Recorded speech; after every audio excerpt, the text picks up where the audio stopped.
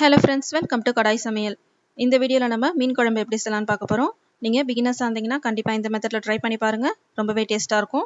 மீன் குழம்பு செய்யறதுக்கு நான் புளி கரைச்சி எடுத்து வச்சிருக்கேன். 2 பெரிய நெல்லிக்காய் சைஸ் அளவுள்ள புளியை 1.5 கப் தண்ணியில கரைச்சி திக்கா எடுத்து வச்சுக்கோங்க. இப்போ இதில் 1/2 டீஸ்பூன் மஞ்சள் தூள், 1 டேபிள்ஸ்பூன் மிளகாய் தூள், 2 டேபிள்ஸ்பூன் தனியா தூள் சேர்த்துக்கலாம்.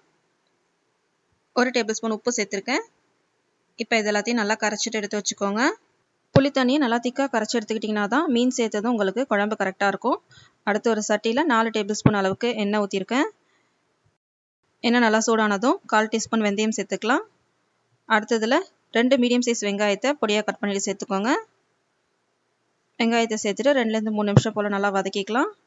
அடுத்ததில் ஒரு மீடியம் சைஸ் தக்காளி கட் பண்ணிவிட்டு சேர்த்துக்கலாம். கூடவே ஒரு கொத்து கருவேப்பிலை சேர்த்துக்கோங்க. இப்போ இந்த வெங்காயம் தக்காளி நல்லா வதங்கினதும் நம்ம கரைச்சி எடுத்து வச்சிருக்கிற புளி தண்ணியை இதில் சேர்த்துடலாம்.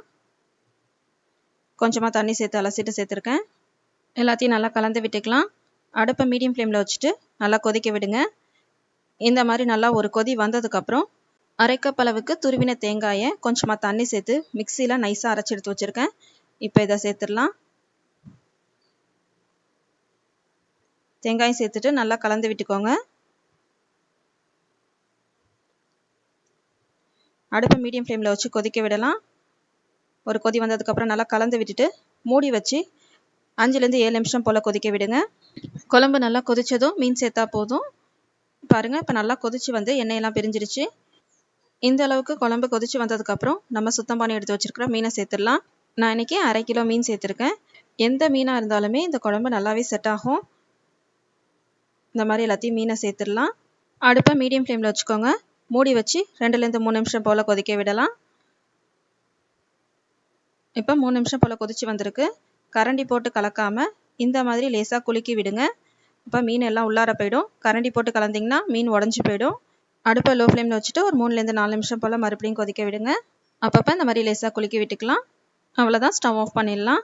மீன் சேர்த்ததுக்கப்புறம் 7லேருந்து 8 நிமிஷத்துலேயே நீங்கள் ஸ்டவ் ஆஃப் பண்ணிடலாம்.